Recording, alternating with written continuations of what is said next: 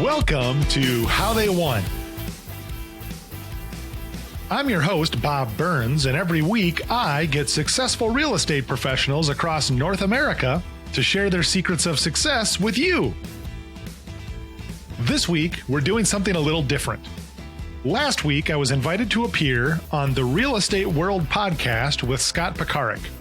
Scot is an old friend, and we had a great conversation. If you want to learn more about Scot and listen to the Real Estate World podcast, head over to realestateworld.tv. As always, thanks for listening. Now, here's my conversation with Scot Pekarek.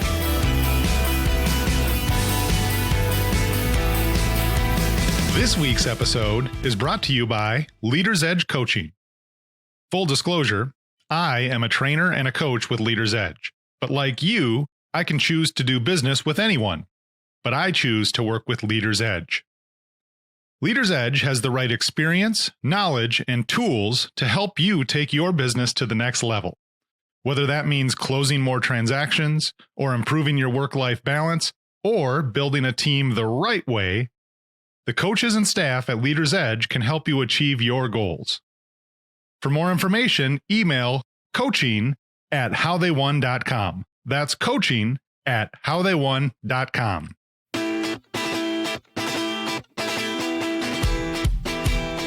We're live today. Things are working. Yesterday we had technical difficulties. I don't know what was going on other than I think the shelter at home overload happened finally. People had finally brought down Facebook. Mark Zuckerberg, I'm sorry.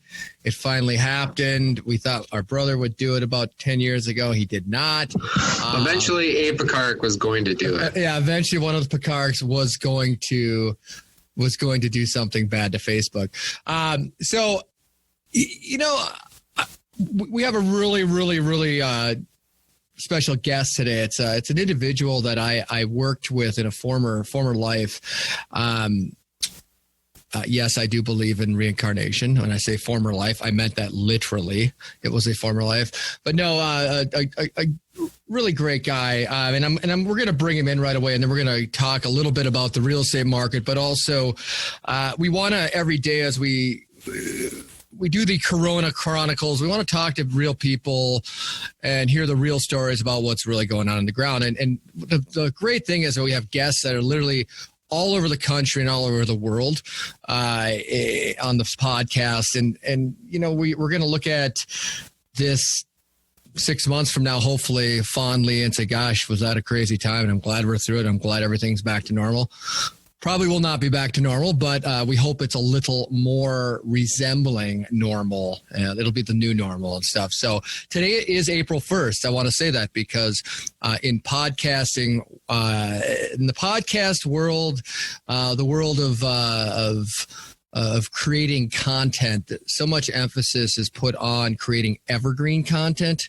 And for those of you that don't know what evergreen content is, it's, we're going to talk about interest rates, but not specific interest rates. So that way this piece of content can be used, 5 years from now. So we're going to talk about how do you improve your credit score, and speak about in a little more general terms than you would if you were speaking specifically as of April 1st, 2020. This is what rates are doing today, and here's why. So anyway, our next guest, or today's guest, is a real estate trainer, coach, and consultant with Leaders Edge. He started as an agent, then moved on to a role as a trainer, manager, and senior executive leader of the largest residential real estate brokerage in North America. After that, he served as president of one of the top real estate franchises in the United States. And we met actually when he was an agent. I met Robert in his formative years. In his work today, he is obsessed with helping real estate professionals set, achieve, and exceed their goals through his coaching and training business. You can find him and listen to his weekly podcast at howtheywon.com. It is my pleasure to have Robert Burns with us today, and I need to unmute him. Let's see. Hey, Bob, Hey. can you hear me? I can hear you. Can you hear me? Yeah, you sound really good. You have like a really good microphone. Hey, thanks, man. Yeah, it's what is it? A Shure Is it a Shure? SM7B. Yeah, in fact, I'm looking at the Shures. I've got one of these ATR 2100s. These are like, they double as boomerangs. And also if you need to like those little blackjack things that you hit someone in the back of the head and knock them out with, these also work for Don't your that. kids use them to club each other too? Well, they do. That is another story. This is what my kids use to club each other. We keep clubbing mics, and then we keep nice mics separate in my house. What do you use on the seals? Well, the baby seals can club themselves in these times. We're in a shelter in place. If you're not aware, those seals got to figure it out on their own. Yeah. The seals are getting a chance to breathe finally. But yeah, I don't know. There's an ongoing drama in my house. I have my home office is right off the kitchen. The absolute worst place to have an office when you've got twin 6-year-old boys who are just absolutely committed to destroying everything in that office. They just broke like a new printer, scanner, copier, $600. It's amazing the equipment $600 buys. In today's right. technological realm. I mean, this printer was, it was honestly, it was like a rainbow like formed over it. It was so awesome. It could do, it could do way more than I thought a $600 printer ever could. But now it doesn't do anything because they ripped the control panel off. And the folks, the wonderful folks from Loeffler came out and they're like, yeah, sorry, buddy, we can't help you. Here's a catalog. Why don't you pick something out? So anyway, Bob, or do you go by Robert now? You can call me Bob. That's okay, because I knew you as Bob back in the day. Same guy, way back in the day, right? Yeah, way back in the day. Yeah. You were nowhere near as awesome as you were as awesome. You gotta wait till I swallowed, man. No, but how are you doing? Like sheltering in place, and where is home right now? Yeah, so we're in Des Moines, Iowa right now. We moved here about 4.5 years ago from New Jersey. I used to work with Realogy. Then we moved here to so I could work with a local real estate company in Des Moines.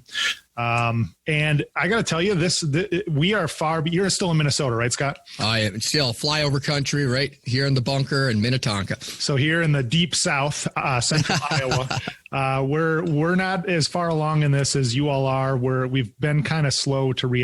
So we're not in a shelter in place or quarantine order. There's some recommendations that the governor's put in place, but for all intents and purposes, we're shut down just like everybody else.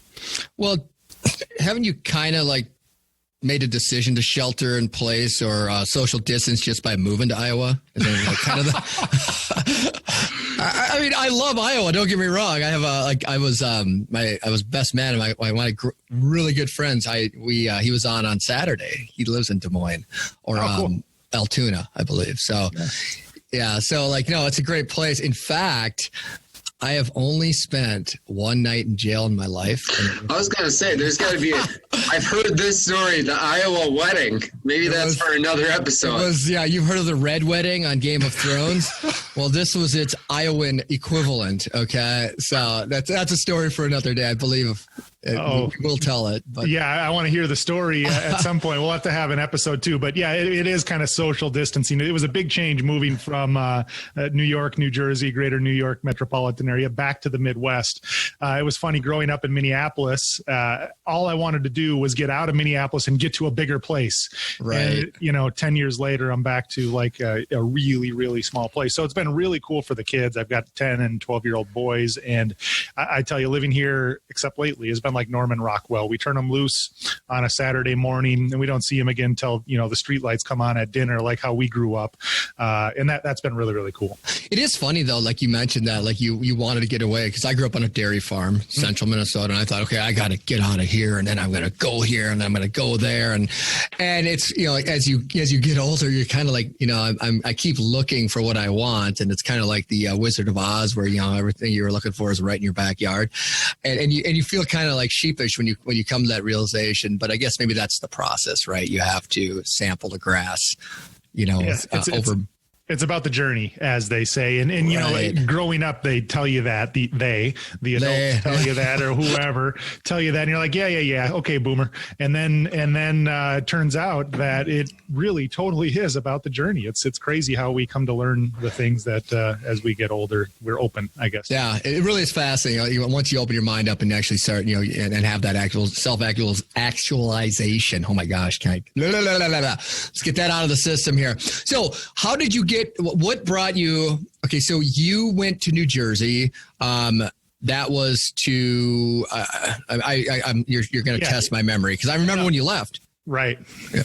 Yep. It was a series of career moves. So I started as a real estate agent in the Twin Cities in Minneapolis, became a trainer, did that for a while. The parent company of the company I was with in Minneapolis needed someone to run their whole trading organization in New York, in Long Island and Queens, New York. So we moved out there. At that point, it was just my wife and I and our 2 dogs.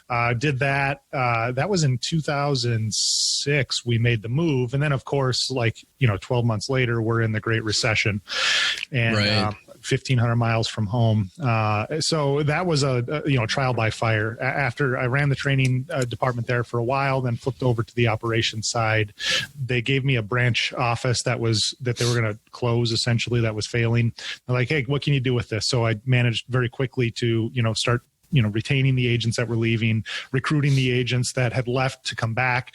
And that got more attention. And then more and more agents started joining and the office turned around. It was profitable. And then they said, hey, Bob, you want to try that again? This is an even harder one. So they put me in another one, did the same thing and same recipe, recruit, retain, train the agents, make a good culture, create a good environment, place where agents want to be. And then it's kind of like an upward, a virtuous cycle, as they call it. After doing that twice, they put me in charge of all the offices, the 23 offices from Queens out to the Hamptons. And that was amazing. So I left the training side and was in the operations side. In the meantime, my wife, when we moved to New York, had a job on Wall Street that she left. She was standing on a subway platform like July 1st or 2nd, 8 months pregnant. And I remember her getting home from work that night. I think it was like a Thursday or a Wednesday. And she's like, do I have to go back tomorrow? 110 degrees, 8 months pregnant in a smelly, dirty, hot subway. And I'm like, no, stay home. So that was cool. But she was totally isolated from her network. She was at home by herself. I'm a workaholic. So I was at work all the time. Mm-hmm. All of her friends were in the city. And she was at home with my first son and then my second son all by herself. And finally, she's like, what is it, Bob? Is it marriage or career? Which one are you going to pick? Can't be both. So I said marriage. And the company was nice enough to find a role for me in their corporate headquarters in New Jersey, which changed a lot. I was still a workaholic, but it enabled us to make some social connections, stuff like that. So that was the first part of the story in 2006. And then in 2015, this headhunter, recruiter, they don't like to be called headhunter. Yeah. I like headhunter. This recruiter called me, been calling me for years, and I kept turning him down. And he put this opportunity to run a company in Des Moines, Iowa in front of me. And I'm like, well, kids are getting older. They see their grandparents like twice a year. Maybe we should move within driving distance. So in 15, we did that, moved back to the Midwest. It was great. Company totally turned it around. And last January of 2019, that kind of came to an end. And I called a friend of mine that I'd known forever. His name is Chris Leader, and said, hey, Chris, you ever thought about having a second trainer? Anybody that, you want to come into the company? He's like, never thought of it, but let's do it, man. And that was history. So I'm about a year and a quarter into this whole trainer, coach, consultant thing. Feels weird to be a 1099 again, especially during pandemic times. That paycheck every 2 weeks would be nice right now, but I'm in the same spot everybody else is. We're trying to figure this out.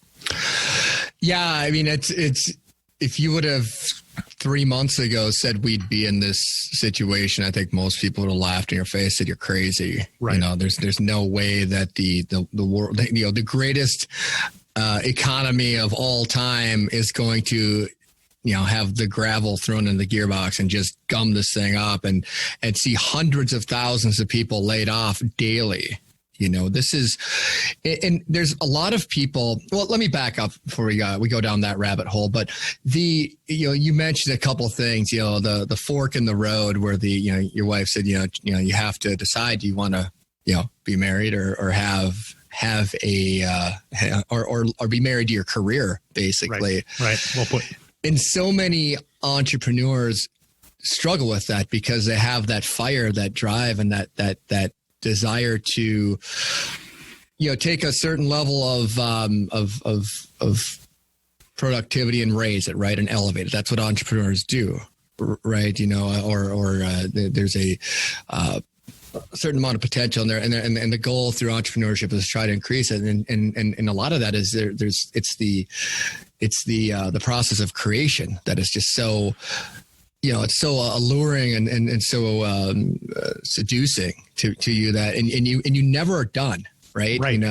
Right. There's always more. There's always something else. There's always, and that you're right. It's almost addictive, that feeling of starting with this idea, and it's only yours and only you know about it.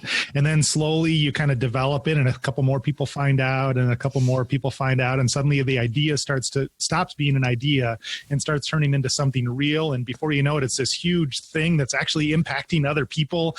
And then it grows again. And then once it's out, I've coined a term in my life. I don't know if it's actually a psychological term or not, but I call it post-achievement disorder. Because at least for me, starting with those little ideas and then turning them into reality and making it something big that works, like once it's out there, this thing that was my life for so long is gone. And I need, I'm depressed. I need to find the next thing. There's always the next thing. That post-achievement disorder is definitely an issue for me. That anticipation of seeing this thing come to fruition it's intoxicating. It really is. It's a different kind of it almost becomes sedation because you are so into this thing, and then there's this void that's left when it's gone. And then how do you fill it? And a lot of people struggle with that, and it's really difficult because everyone says, "Oh, I want a work-life balance," but I mean, does a true work-life balance ever exist, right? Like, because I believe that you go through phases in life where you're never 50-50, right? Or, whatever that magic formula is, but there is some ebb and flow, but how do you over time balance it out, right? Totally. And you've got to have a little bit of almost like a philosophical outlook on the whole thing. Lately, I've been studying, this gets a little nerdy, so cut me off if it's a little too. Bring it on. I've been studying Stoicism. So, Greek and Roman philosophy of Stoicism. Ryan Halliday, Daily Stoic. Oh, there you go. Cool. Perfect. And it really, really applies to where we're at right now, because really the root of Stoicism is control what you can and make an impact on what you can, and recognize what you can't impact or what you can't control. So control what you can, let go of the rest, and figure out how to do the most with what you can do. And I think that's been a real key for me and for my coaching clients during this pandemic is, okay, let's look at all of the things going on right now in your world, and let's mark the ones where you could actually do something about it, and let's forget about the rest of them. Those are going to happen with or without you. Let's focus on the stuff that you can do something about right now. And that's been really, really important. Yeah. Do you read the Daily Stoic? Have you? There you go, Jeremy. There you go. Wait, I'm on my second turn. We actually, my wife. This is one of 8 copies that we have in the office. Nice. We have one in our bathroom vanity. My wife and I we're on our second turn through the Daily Stoic right now, and there was a passage. I don't know. I don't know if you've read, Ryan Holiday's books, but he's got one, The Obstacle's the Way. And apparently something that like professional football teams like Bill Belichick and who's the guy in Seattle, Pete Carroll, they actually buy it for the players. But there's a phrase in one of the books that Ryan wrote, and it's basically everyone, he says, people think of serenity as this monk, in the, idyllic mountainside where the waterfall or the streams going, and then the butterflies are floating around, and they're like, well, that's serenity. That's what serenity needs to be. But he's like, the true Stoic, the person who really is in control of themselves can have that same pose in the middle of a busy street, on the corner of, Fifth and Broadway or something. I don't know if that's an intersection in New York, but wherever, think of a busy street. And that's, if you can have, and I think that's what you're talking about right now. Like, there is chaos around us. Like, even when things are going great, we are surrounded by chaos. And to be that, to have that ability to look at the facts and not, and minimize the amount of filter we put in with our emotions, right? Facts don't care about our emotions. Circumstances don't care about, how we feel. They just are. And we're the ones who apply, the meaning to a circumstance. Like right now, for what's going on is very bizarre, right? And you can really allow yourself to get overwhelmed by the moment. Because people are dying. Like they're talking, by the time this runs its course, hundreds of thousands of people, and millions worldwide, right? Like, does the media take those numbers and run with them? Yes, of course, right? Because their job is to get clicks and eyeballs. But if you focus on that, you can drive yourself crazy. Like, you can be really depressed. The hole is very deep, and in fact, you will never find the bottom if you continue to chase things that you can't control and try to control them. It is all consuming. It will take everything from you and then keep taking some more. So I've been reading Marcus Aurelius Meditations. This really old stuff, and this is a guy, Roman emperor, and the empire. He's got barbarians attacking him everywhere. And the Senate is out to get him. And the whole thing is, if that guy can simplify his life down to, okay, here's the 3 things that I can do today, then this should be easy for me, right? And as a real estate professional, all of this is swirling around. I can't show homes right now, and offers are falling apart. Maybe the mortgages are not able to be underwritten, or the recording office is closed, and all of these things are out there and they're swirling. And no matter how hard you lean into them, you're not going to change them. The trick is to find out in those little moments what you can control.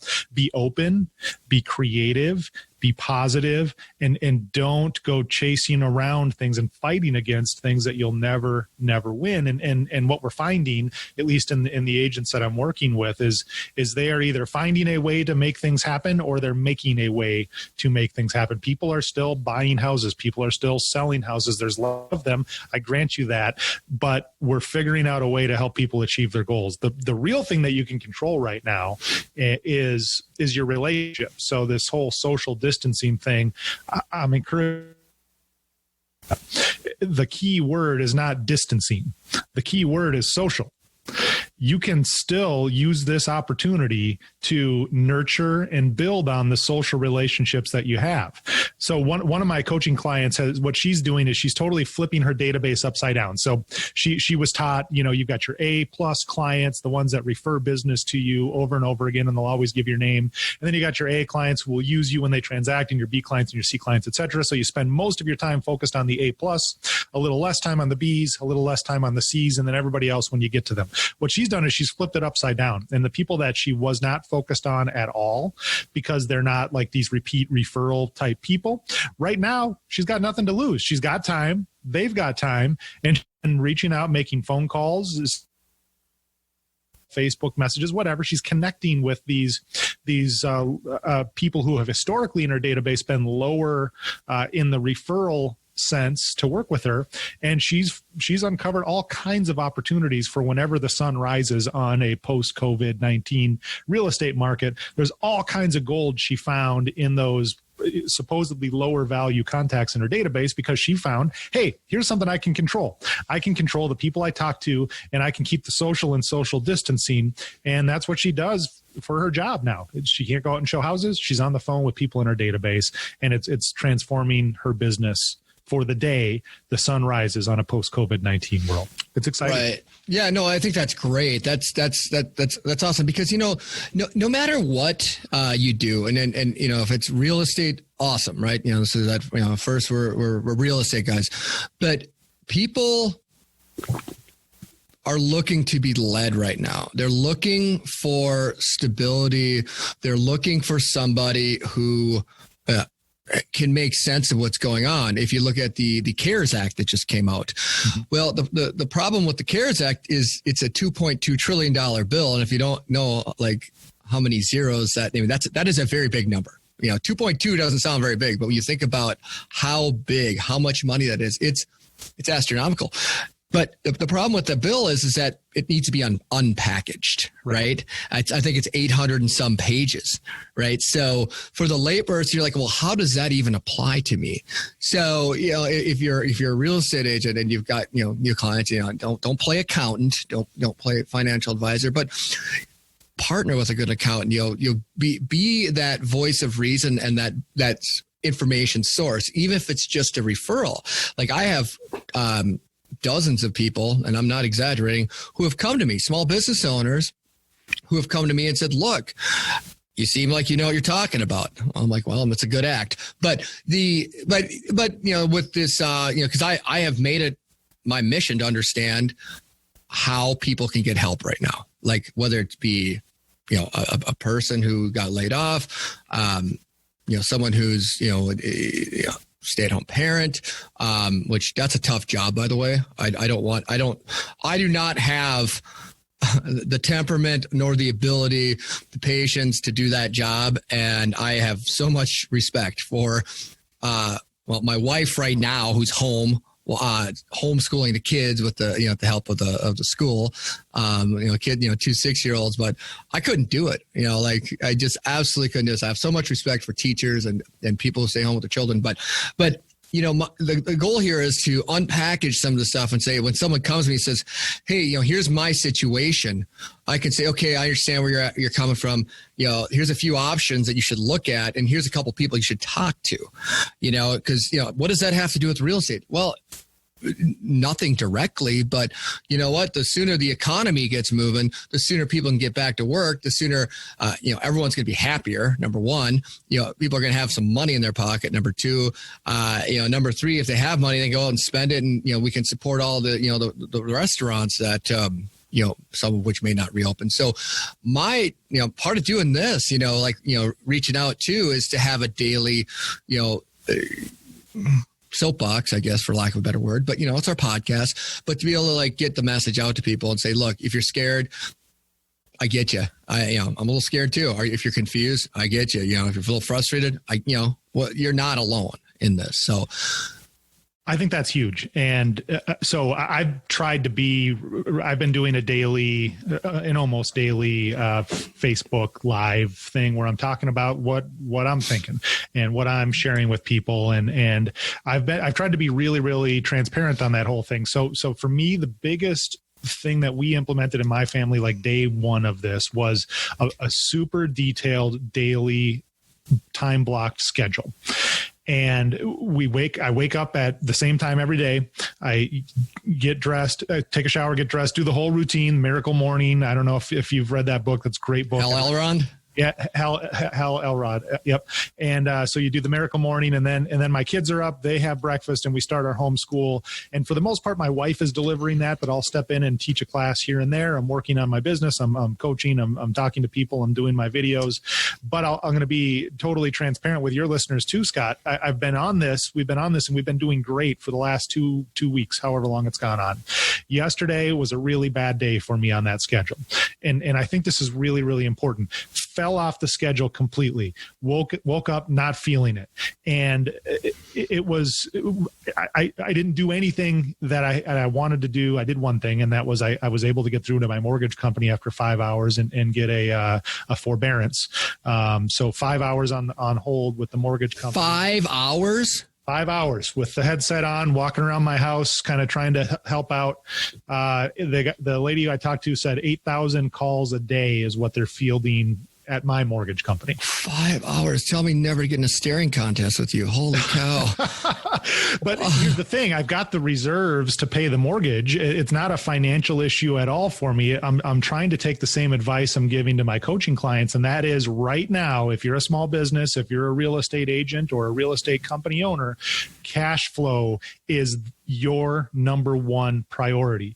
You won't be able to even feel the team. You won't even be on the field if you can't bridge the gap in this cash flow situation. So you might take you have to sacrifice your balance sheet. You might have to sacrifice your savings. You might have to sacrifice your debt, but you've got to create cash flow to bridge this gap for yourself. So I did that at least yesterday while I was feeling bad about my lack of conformity to my schedule.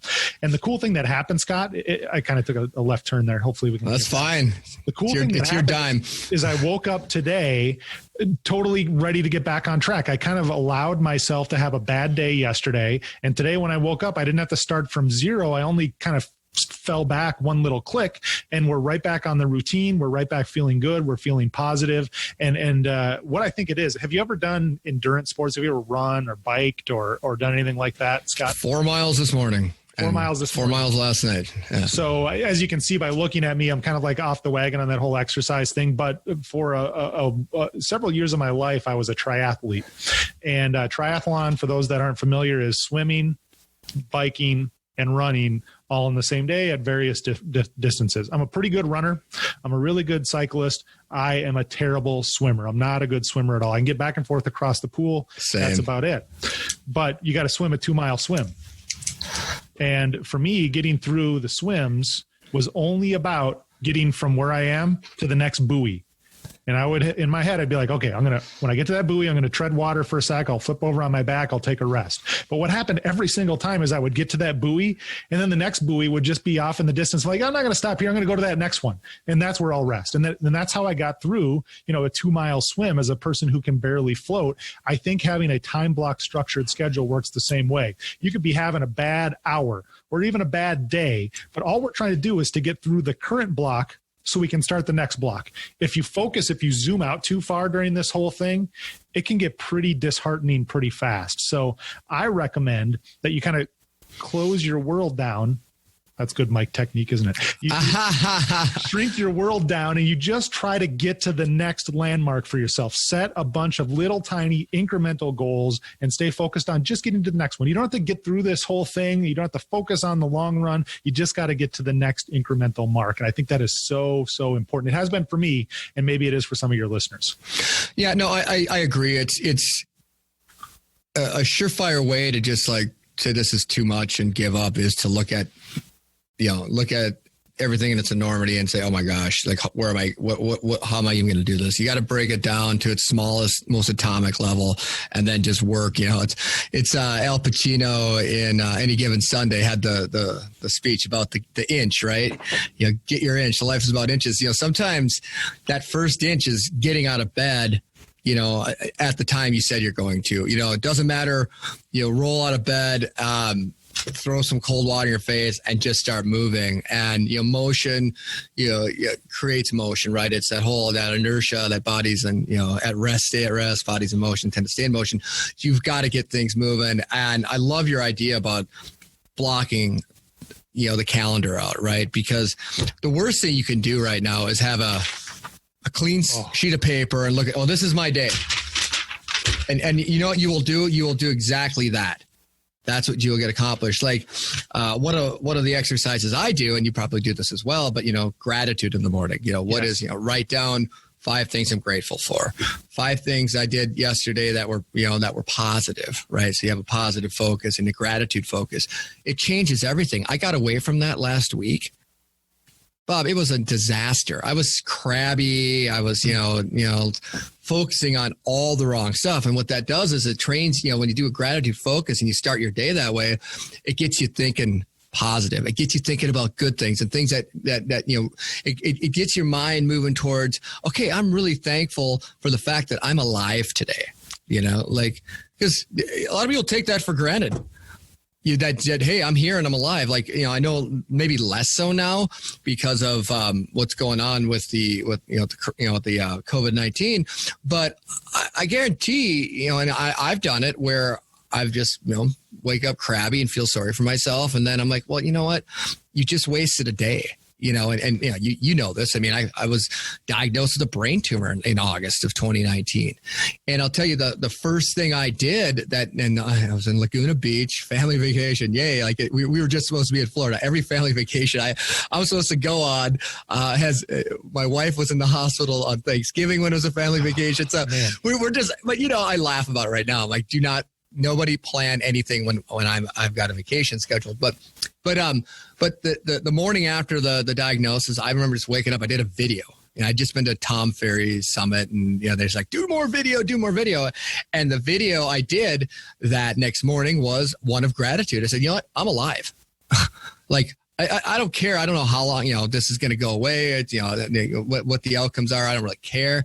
I'm just glad I have today. And I'll more than likely have tomorrow and many other tomorrows. But it's really when you think about it that way, and you think, okay, I'm not guaranteed tomorrow. I'm not even I wasn't guaranteed the full day. So make the most out of it and focus on gratitude and focus on positivity. You're so right, and I remember that video. Scott, you and I have lost touch. We haven't, really seen each other in 15 years, something like you moved to Iowa. What do you expect? I know, right? Here in the deep South, you never know. Yeah. You and those other, rich people down there in the South. But I saw your video. That video that you did that day was you came back onto the radar in my life, and it made an impact on me. And this is another point I wanted to make to everybody listening is right now is what I would call a leadership moment. And what I'm seeing is, frankly, this is not a political statement whatsoever. I am seeing a vacuum in leadership everywhere I look. I do not see people who would traditionally step up and take a leadership role doing that right now. So it's incumbent on us as people who are, I'm a leader, you're a leader in your world, certainly. And a lot of the people that I work with and talk to are leaders in their world. There's a vacuum in leadership, and people are looking for leadership, and it's a ripple effect. That leadership that you showed to turn your webcam on right after you got diagnosed with a brain tumor positively impacted my life, and you had no idea. Think of the ripple effect that one thing had in the world. And right now, everybody's at home. Everybody's scrolling through Facebook or scrolling through Instagram or on Snapchat or on the web or wherever. We are more connected electronically than we've ever been, yet we are still lacking that leadership. So it's an opportunity for any of us, anyone watching this, listening to this, to stand up and make an impact on the world. When people are truly listening, they're starving for leadership, and we have an opportunity to demonstrate what good leadership looks like and to help collectively all of us get through this thing and be better for it on the other side. So I want to commend you. That was awesome. The fact that you did that, and really it put you back on my radar, and and it was really, really cool. So I think we all have that opportunity right now. Yeah. No, and I agree. There's so many people out there who have that ability too, right? To take a leadership role. They have it in them. I think a lot of people are afraid to that they're going to, I don't know, hurt feelings or what do you think it is that, like more people don't stand up? And I don't think it's fear. I just don't think they know how. Like we don't teach people how to be leaders. We teach people how to be followers, right? You start school, and you go to school when they tell you, you do what they tell you to do, you go home. And when you're at home, you do what you're supposed to do in between, and you go through life. You graduate high school, you do the same thing in college, you graduate college, you get a job. They do the same thing. You be here at this time. Here's your break. Here's your lunch, go home, come back tomorrow. And it's those of us that are entrepreneurs that have said, okay, the fork in the road, I can keep living my life according to someone else's design, or I can do this on my own. They didn't teach us how to do that in school. They taught us how to not do that in school. So I think the entrepreneurs of the world have some kind of natural leadership ability in that they decided. They didn't let someone else decide. They decided what was to be done. And there's so few of us out there that I think maybe that's why you're seeing that people are waiting to be told. They don't know that they can step up and do the right thing, and people will come with. You have to have faith. If you show leadership, they will come. People will come with you. I promise. You have to be brave. You have to do it, and they will come with you. It's not going to be one of those Jerry Maguire moments where he's taking the fish out and it's just Renee Zellweger and him going, or maybe it is. Maybe that's all you need, right? Right. Right. Maybe it's not even Renee Zellweger. Maybe it's just yourself. Like you have an opportunity to make a decision to start designing your own playbook instead of following someone else's. And to me, it's scary, but wow, is it exciting?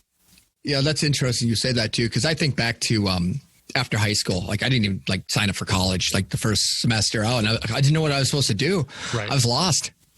And I finally, I enrolled. No, I think I did enroll some classes into a technical college, and then I went to the university the second semester. But I had no idea. I was working like 3 jobs. I was going to school. I wasn't doing it. I was doing terrible at all of it, right? Because I was just spread too thin. And, that's a lesson, right? One of life's lessons, don't spread yourself too thin. There's, probably 50 books written about it, but it's so true that, 50, 550, but you don't you're so, I grew up on the dairy farm. My parents were always telling me what to do, which was, chores all the time. Wham. Poor Scott. He grew up so poor. He had to do so much work. No one has it worse than poor Scott. But, sorry, there's like inside jokes there. But the fact of the matter is once you get, through high school, you're waiting for usually it's a parent or a guidance counselor or a teacher or someone's pushing you to college, right? And they say, okay, after college, then maybe you go to graduate school. And for some people, they wake up, they're 25 years old. They've been in school for 20 of those 25 years, and they've got a career that they kind of were guided towards that they absolutely hate. They absolutely have no interest in, right? And, how many people, and that's not everybody, but it's a significant number of folks. Heck, it was me even. By the time I got done with college, and I worked in IT, I had a tech career, which was fine, but it just wasn't a good fit for me. But having the guts to admit that to myself and say, hey, this isn't what you want. You spent all this time and money to get to this place, and you don't like it. Then complete 180 and go into real estate, real estate. What do you need to be able to do to get a real estate license? Fog a mirror. Do you have to graduate from high school? I don't think so. I don't think you do. You got to be 18 I think you got to be 18 to be licensed, but you just got to, whatever the state requirement is. I think in Minnesota it was 90 hours. In other states, it's like 50 hours. Yeah. Not tests. Not to diminish anything about the value of the career. I'm just saying, I didn't need to go to college to be a real estate agent. Right. Fogging a mirror was not a requirement, Scott. That was not a requirement. Okay. A cold body can get there. Yeah. So, all right. Well, that's great. So Bob, tell me a little bit more about what you are how your business works. Because I'm curious. I know you're coaching, but what does that really mean? So on the coaching front, there's 3 parts of what I do. The coaching is a big part of it, where agents or managers or broker owners can sign up and couple different programs. There's 2 sessions a month or 4 sessions a month. They're all by video conference. So that your coach isn't sitting on the sideline of his kid's soccer game, half paying attention to you. It looks just like this. Yep. This is where I do my coaching sessions, and it is 100% focused on the coaching client. What are your goals, and what do you need to reach those goals? It's super bespoke. I know there's a lot of coaching programs out there that are super structured. We have session 1, we talk about this, and then session 2, we talk about that. And I know you really only care about the stuff that's slated for session 15, but you got to sit through sessions 1 through 14 first to get there. That's not what I do. What I do is very, very bespoke according to whatever it is that you need. You might decide I need more help on systems and structure. So we'll spend most of our time working on systems and structure for you and your business. Or maybe you decide I just need more leads. So we'll go out and we'll focus on lead generation. Or maybe you're trying to start a team and figure it all out. I'll share with you all the things that I see agents, the mistakes that almost all agents trying to build a real estate team make, so you don't have to make them. And then we'll focus on building out your team the right way. That's on the agent side. And again, depending on how much of my time you need, it's twice a month or 4 times a month via video conference. Okay. And you work with people throughout the country, I would imagine. Yep, all over the place, and Canada too. So we've got quite a few clients in the Toronto area, and some even in some of the prairie states. So what I've learned is that real estate is local. Certainly, market conditions are local, and there's certain ways that transactions happen from a mechanical sense in a very local way. But the overall behaviors of running a successful real estate practice are pretty universal. And the other thing I find with my coaching is there's some new strategies and tips, and I can teach you some things, but really it comes down to execution. The real estate industry has no shortage of ideas. Everybody you talk to has got a million great ideas that's going to totally change the game. It's a tiny, tiny percentage of them that can do what I was talking about before, to take that thing from their head and turn it into something real through execution. So a lot of what I do is around execution and accountability. You say, Scott, you want to do X, Y, and Z by this date, and spend this amount of money. Okay, let's make your plan. And then next week when we jump on the call together, I'm going to ask you, you said you were going to do these 15 things since the last time I talked to you. Tell me about number one. Right. Okay? You didn't do that. Is that goal still important to you? Well, yeah. Okay. So you don't want to abandon that goal that you set last time. No, I want to do it. And then the next time I jump on the call, it goes the same way. So a lot of it is accountability. We all need accountability. I have a coach. He keeps me accountable for the stuff I said that I was going to do, and he helps me reach my own goals. So that's really what it's about on the coaching thing. So then it's hour call, 30 minutes. Does it depend on the? Yeah, it depends. They typically run 30 to 45 minutes. As you can see, I'm a talker, so it's rare that I go less than 45. Right. And are you with an organization with that? Or you're like, what organization are you with? Maybe is the question. Leaders Edge Training. So leadersedgetraining.com. You can find more information on the site. I don't want to do too much of a commercial here, but if you feel like you need a coach, this is, when I left my job running the real estate company down here in Des Moines, I did a pretty broad survey of the market of what's out there. I knew I wanted to do this, and I decided, can I go on my own? Well, I probably could. Should I join a coaching organization? I thought it was better to join an organization rather than start it from scratch, just for the speed of getting up and running.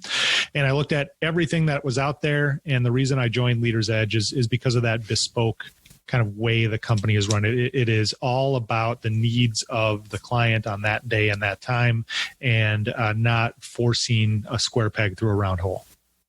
So we kind of touched on this a bit. You talked about, how agents have to, really right now, show leadership, make sure that they're, social, like being social, being available, right? Like, and trust me, I'm a little over social maybe right now, but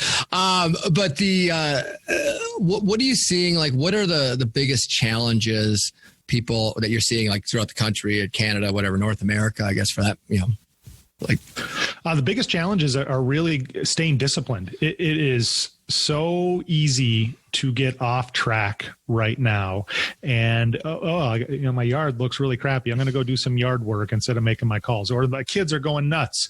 Let me go yell at them. And so staying disciplined is really the most important part of this. So right now I'm working mainly on discipline and mindset, keeping get people with the right attitude, and making sure they're doing the things they need to do to keep moving the ball forward.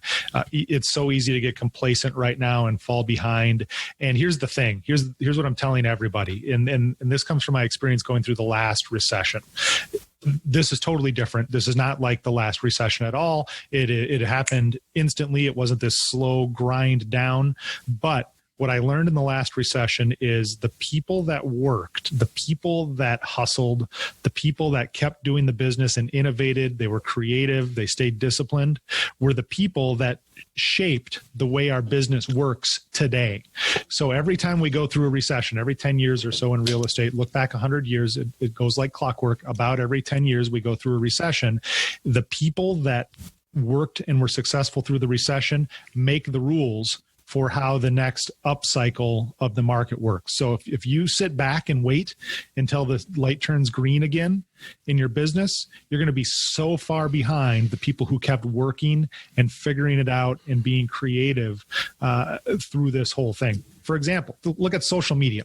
So social media was brand new. Facebook, Twitter, Instagram didn't exist yet. YouTube was still pretty fresh and new in 2007, 2008. And I was teaching that stuff back in 2007, 2008. And people were like, that technology stuff is for kids. It's there, but it's not important. I'm going to keep doing things the way that I've always done it. Then fast forward to 2012, 2013, we started to come out of the recession, and the agents that were focused on those new things and those creative ways of connecting with people were just crushing it from their lead generation. They were spending less money. They were connecting with better clients that were more in tune with their message. They weren't in traditional print media. Their mailing budgets went way down, and they really ate the lunch of everybody who kind of coasted through the recession. Same thing's happening right now all around you. Don't let it happen to you. Innovate, be creative, be open, try stuff. There's no better environment than right now. There are almost no consequences to experimenting and getting something wrong right now. Right. So try something new. Why not? Yeah. Fail fast, fail forward, fail frequently, try it, keep trying until you everyone wants to believe they've got the secret sauce, but the secret sauce, the thing with the secret sauce is it changes over time. Right. Like what worked 5 years ago doesn't work today. Good service, staying in contact with people. These things have worked throughout history. Like if you go read Napoleon Hill's Think and Grow Rich or Dale Carnegie's How to Win Friends and Influence People, books that were written about 100 years ago. These guys came over with the Mayflower, and they wrote these sales books, and the lessons. And the reason I know is I'm reading them right now, and it's like the fifth time through. And these lessons and these techniques and this systematic approach that these guys have, it transcends generations. It transcends industries. It transcends, whatever market you're in. And, I think for a lot of people, there's this type of environment gives you every excuse in the world to quit. Right. You know what? I get it. You're tired. I get it. You don't want to like do anything right now because things are really bad. Yep, I get it. You can self-talk yourself into pretty much any behavior you want right now and justify it. And I'm not telling, I don't want to sound like I don't have empathy. I really do. But you have to rise in spite of that, right? In spite of the fact that, things are, when you turn the TV on and you turn the computer on and you go to, whatever news channel you want to look at and whatever news feed, it's, there's a lot of negativity out there, and it's really easy to get sucked into that and get wrapped into that. And then you find yourself hitting refresh every 15 seconds to see how many people have been infected. Right.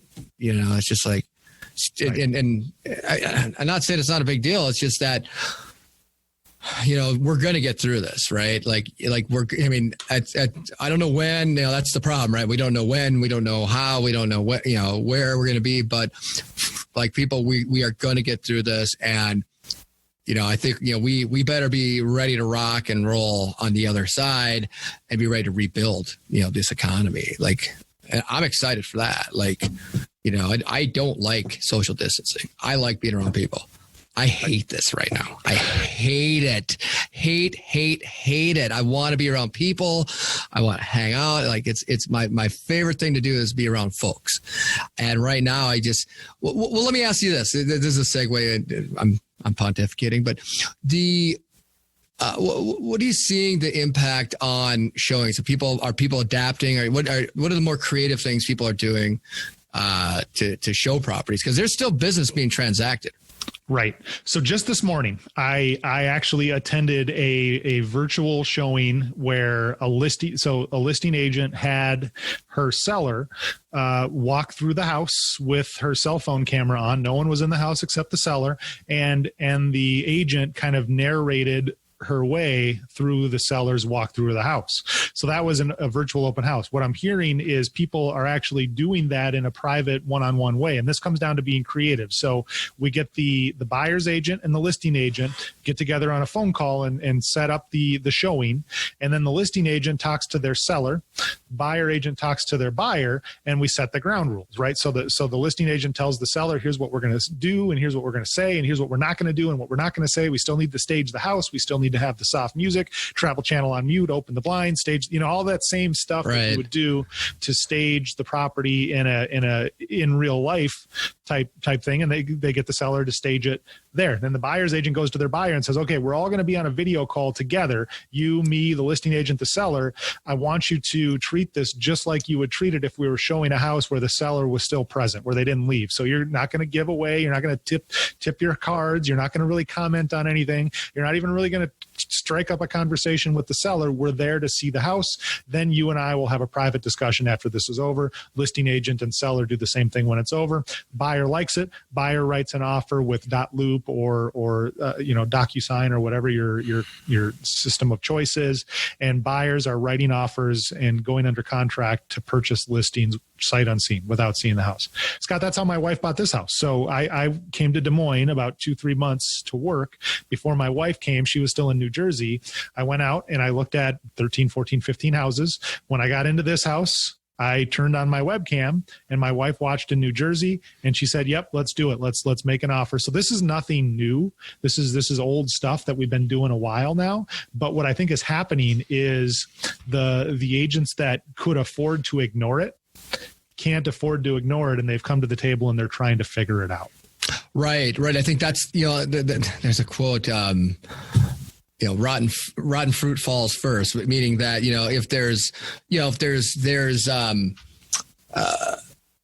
want to be careful how I say this, but if there's practices that are inefficient, are antiquated, that don't make sense, those things are going to fall off right now. Like we're going to see, people are going to be forced to adapt to the new normal. Right? Like people say, I hope things get back to normal. Well, they're not. They're going to be back to a normal, but it's going to be a different normal. People who are unwilling to maybe even consider doing a virtual tour of homes, right? And do that on behalf of their buyers, they got to get with the program right now, because that's how, and in fact, this could be more mainstream, after this. I mean, I believe it will be.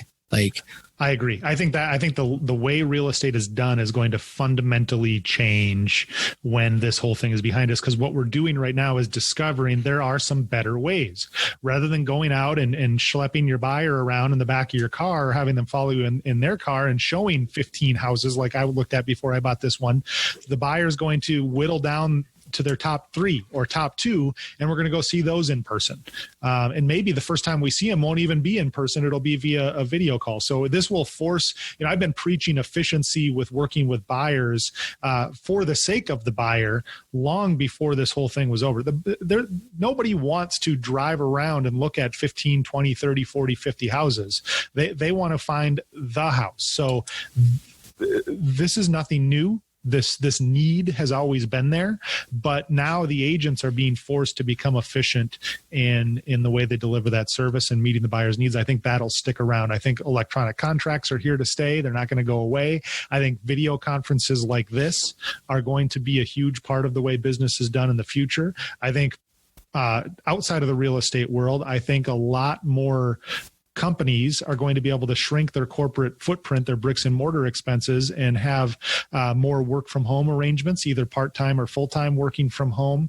And I think you're going to see entertainers continue to do the live streams that they've been doing after this is over. I think the world is going to look different when this is done. I don't think this is a stick your head in the sand and wait situation. I think this is a wave, and we can ride on the front of it or we can chase it, but it's going to hit whether you want it to or not. Yeah, I agree. I everything's going to get changed because of this, right? Public education, like you look at, practically every school in Minnesota, if not every school, is figuring out how to deliver content online right now for kids to be schooled at home. Sorry, kids, no more sick days, because they can find you at home with those iPads now. But really, there's going to be a transformation there. We're not just going to snap back to the way things were with the education. There's something called remote online notary closings. I don't know if you guys are aware of them. Yes, absolutely. That's going to be a thing so only a handful of banks were doing that a month ago.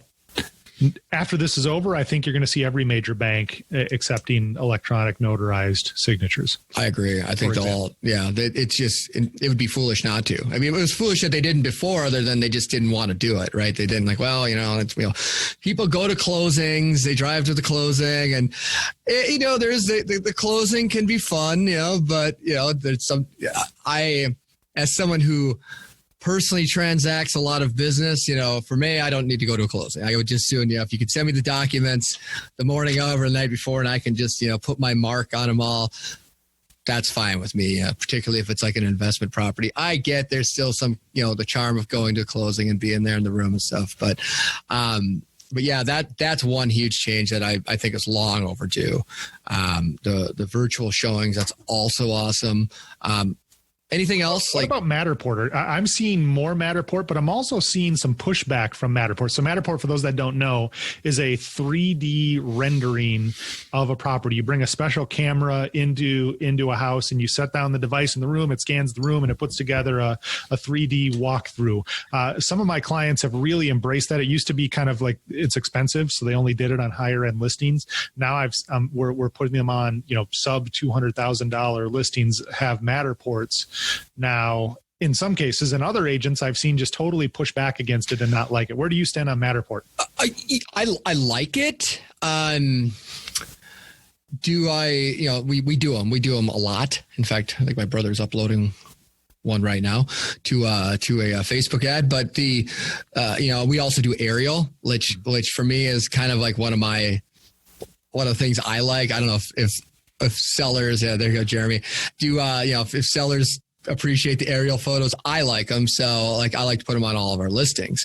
But the thing with Matterport, you do that walk that, if you're looking for fast, whipping through the pictures, you can whip through 15, 20 pictures a lot quicker than Matterport. If you're looking to really feel it and feel like what it's like. I think if you're more serious about the property, if you found that you like, this is something I really do like, if say you're looking at 20 and you get it down to 3, I think that's where the real benefit to the Matterport comes, because then you can really, you capture that essence of the home a little bit better. Right. Right. But it's harder to fudge a little bit. A good realtor can put the photos together in a way that makes an 800 square foot condo appear like, a 2,500 square foot penthouse. So the Matterport. So you have seen some of my listings. It's called agency. We have to. We legally are required to represent our client's best interest, and that's right. You're dangling from a harness up in the the upper the northeast corner, so you can make this. You can actually get the full room, and you can actually get far enough back to get the room. And no, you got to go low, not high. The low angle really. Right. I mean, you take 8-foot ceilings, you make them seem like 12-footers. So right. Take that low picture. Oh my gosh, there's a tiger in there. No, that's a cat, guys. Oh my gosh, I just started watching. Are you watching Tiger Kings? Yes. Oh my gosh. Yes. Yeah. I can't help but feel a little dirty every time I watch an episode. Oh my gosh, I have to take a shower every time, but I can't stop watching. I know it's wrong, but it's such a phenomenon right now. I feel like, I would be left out of like some joke, right? That everyone else knew and I was on and didn't get the punchline if I didn't watch it. Yeah, I'm on, I think episode 4. Who's the woman? Okay, stop right there. I'm only on 3. Oh, okay. But the woman. They say her name right away. She's the woman who's got the sanctuary. Yes. Yeah. So anyway, I won't spoil it for anybody. So it is good. It's gratuitous. We'll just say it's gratuitous. It's good. Best to leave it at that. Anyway, so but as far as transacting, I think the virtual tours and the Matterport stuff is important. Good photography has never been more important. Certainly, professional videography. And what I'm not talking about, sometimes, Scott, how you see the agents who take like a picture slideshow and they turn it into a video. Yeah, that's not what I'm talking about. I'm talking about an actual video camera where the ceiling fan spins and the fires in the fireplace and the fountains are you can see them. Yeah, they're animated. It's not somebody with like the oh my gosh, the slideshow with the really bad music on the background. Oh my gosh, right. Right. Oh, like, come on, guys. Like, what are you doing? Like, some of these people, I'm like, that, like, if I liked this house, this music would make me not like it. You know? I remember, did you, so it was like 2002 or 2001. I'm trying to remember the product. I jumped on some product like that where you could take, my memory card held like 6 photos on my digital camera. And then you could upload those 6 photos into this program and it would stitch them into this tour and it would have the cheesy MIDI music playing. Like back in 2002, that was innovative. Yeah. Oh yeah. Yeah. You were bleeding edge back then, but yeah, now it's like 2020. It's 18 years later. That should not be what we're doing. Yeah, it's funny. We've really dated ourselves. Wow. Remember Talking House? Did you ever do Talking House? Where you get the radio broadcast thing from the basement? Yes. Yeah. Oh my gosh. Wow. We are going down memory lane now. Yeah. What do you think is? I have a couple questions before I know we're getting to the end, but like biggest opportunity this year? Do you see like for folks? The biggest opportunity is to connect with people you never would have had the time to connect with in the past. Reach down to those B, C, D level prospects, however you do it, and just make it a point to every day have the discipline to have as many personal interactions as you can. I'm not talking about form letters. I'm not talking about mass emails or mass texts. I'm talking about like a one-to-one conversation, not even about real estate, just a social call. Like, hey, how you doing? How are the kids? Or last time I talked, you were going down to Mexico. How was the trip? Like, just make social connections and have the discipline to do it. Right now, it's easier than it's ever been in your career. I promise you, you will uncover real estate opportunities. People will say, I can't believe you're calling, Bob. We haven't talked in 10 years. It's been crazy. My sister needs to buy a house. I'm so glad you called. I never would have thought to call you, but can you call my sister? Right. You're going to uncover opportunities like that all over the place that you were missing before because you were trying to be too efficient by sending mass texts or mass emails or relying just on your social media. The one-to-one opportunities to make a connection, I think, is really what the opportunity is going to look like in 2020. Awesome. That's great advice. I read something, and of course, something from sources, but they said that my sources tell me that people are saying, people are saying but oh man, I wish I wrote it down, but they said that the number of phone calls like on any given evening right now is like double what Mother's Day, which is normally the highest call volume awesome. Day of the year. So people are talking, people are taking the time, thankfully. And I know personally, like, heck, you and I reconnected. I don't know that we'd be doing this had it not been for COVID-19. So I'm thankful. I have gratitude for that. Because hey, it doesn't. In something that's negative, there can be positive. You got to look for the positive things that come out of it. And before we end, I need to know: do you have or are you planning have you planned a April Fool's prank on a loved one or someone you don't love? No, I've never been one for the April Fool's thing. I am wary. My antenna's up. I've seen some Facebook posts this morning. Like, I don't know if you remember Todd Urbanski. Oh yeah. So Todd posted something this morning about, you've heard of like Avalanche rescue dogs for skiers. Yes. So the next thing is there's Avalanche rescue mountain goats. There's trained mountain goats that will go out and rescue stranded skiers now. So my antenna was, I'm like, I saw it. I saw that he posted. I'm like, wow, that's really interesting. How do they train? Oh, it's April 1st. So I blew up Todd's spot on this one, but my antenna is up a little bit higher than it normally would be, but I'm not a prank guy. What about you? I am a prank guy. My wife and our kids they visited her sister last night. Don't tell anybody, and don't tell what's his face? Who's the mayor of Minneapolis? Dang it, Jacob Frey. Don't tell Jacob Frey, but they visited in Minneapolis yesterday. Then the kids, they always want to stay overnight. So they stayed overnight. Usually in the mornings on April 1st, I will get a good joke but they weren't home. So I'm trying to think of something that will be tasteful.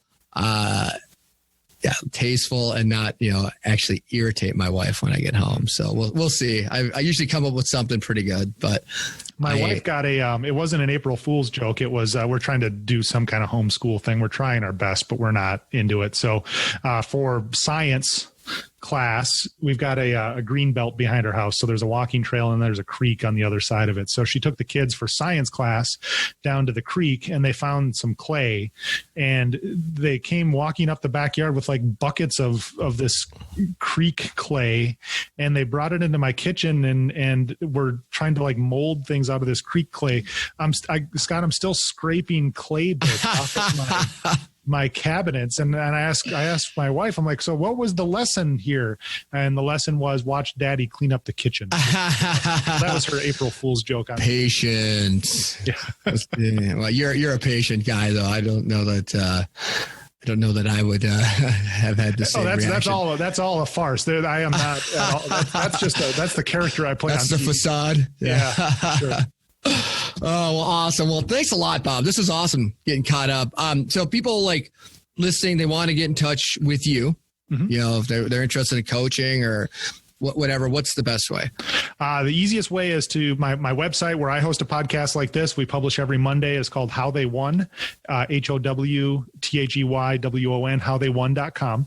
And there you can subscribe, listen into the podcast. You can also connect with me on social. I think you tagged me in this. So if they want to connect with me on Facebook, I'd love to reconnect with old friends. I know we have overlapping spheres, but your relationships are a lot fresher than mine and a lot of new ones too. So I just would love to connect. I have nothing to close you on, nothing to sell you on until this whole thing is over. So from just a relationship perspective, I'd love to meet some new people as a result of this interview. Awesome. That's awesome. So, all right. Well, I really appreciate it. It's been awesome. It's highlighted my week. What is today? Wednesday. I'm going to ride this all the way through to Friday. So no, I really, really, really has been great catching up. So I will be in touch with you, I promise, because I want to talk about some coaching with either. That would be great. Maybe even for me. So okay. I'd love to help if I can. Yeah. Awesome. All right, Bob. Well, you have a great day. I will let my friend Dustin, who's in Altoona, know that there is another you're native of Minnesota, right? I'm a Minnesota native. Yeah, you can hear it in my voice. Yeah. We are in there. All right. We'll talk to you soon. Yep. Thanks, Scott, for everything. All right. Bye-bye.